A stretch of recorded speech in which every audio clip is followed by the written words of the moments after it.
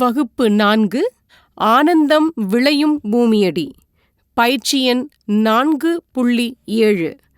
நாங்களே படிப்போம், எழுதுவோம்.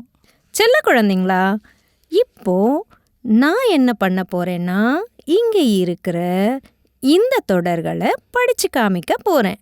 நீங்களும் என்னை தொடர்ந்து விரல் வைத்து படிங்க.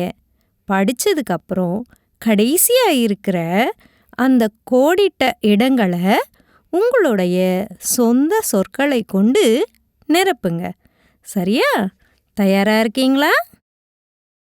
தாத்தா வைத்த தென்னையில் தேங்காய் பறித்து தின்னலாம்.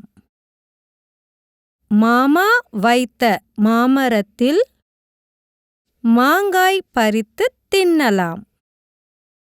பாப்பா வைத்த பப்பாளி மரத்தில் பப்பாளி பறித்து தின்னலாம்.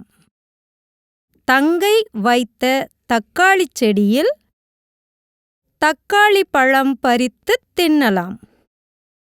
அத்தை வைத்த ஆரஞ்சு. செல்ல குழந்தைங்களா, நீங்க எழுத தயாரா இருக்கீங்க தானே? எழுதுங்களே, பார்க்கலாம்.